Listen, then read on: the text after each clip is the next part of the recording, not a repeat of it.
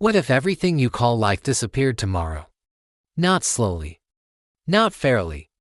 One day you're protected by money, comfort, and names that open doors. The next day, none of it answers when you call. This isn't a story for the poor. And it's not a warning for the rich.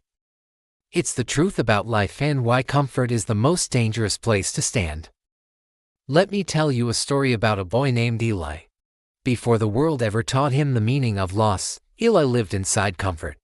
Not the loud, arrogant kind, but the quiet kind that makes you believe life will always be kind. Eli's parents were wealthy. Their house stood on high ground, wide and bright, with long hallways that echoed softly under polished floors.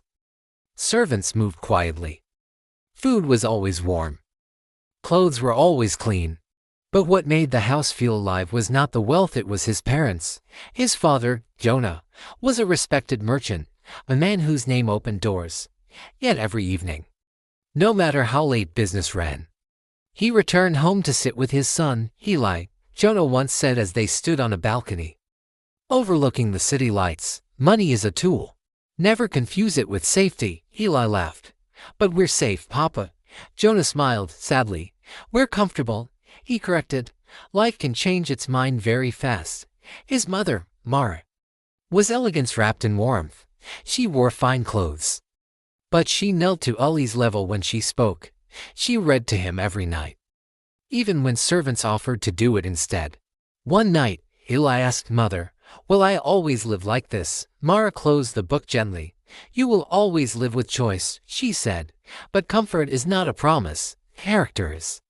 He didn't understand then. Why would he? Nothing had ever been taken from him. The fall came without warning. A business rival betrayed Jonah.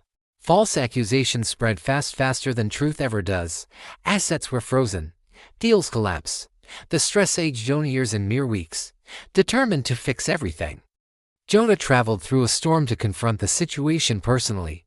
He never returned. A carriage accident.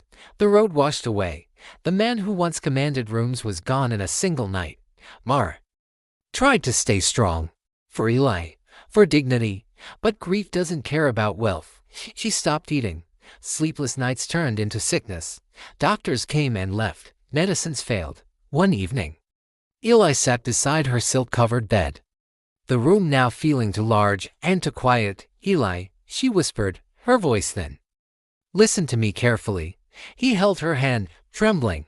"Comfort can disappear," she said, "but who you are, that must survive."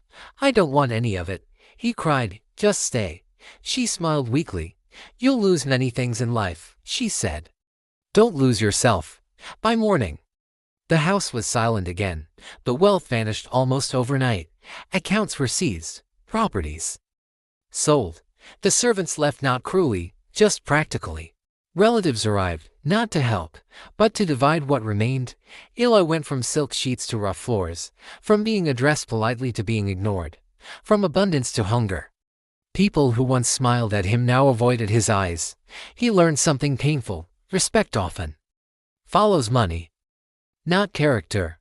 They called him the orphan now, not with cruelty, worse with indifference. Eli worked jobs that stained his hands and broke his pride. He slept in places where the cold spoke louder than memories. He watched other children live the life he once had. There were days he hated his past because it made the present unbearable. "Why show me comfort?" he once whispered into the night, "just to take it all away." But in the silence, memory answered. His father's voice, "Money is not safety." His mother's, "Character must survive." So he endured, not loudly, not heroically, just faithfully. He began to educate himself. He learned the systems that once protected his family and the ones that destroyed it. He failed many times, fell into debt more than once, but he never stole. He never hardened his heart.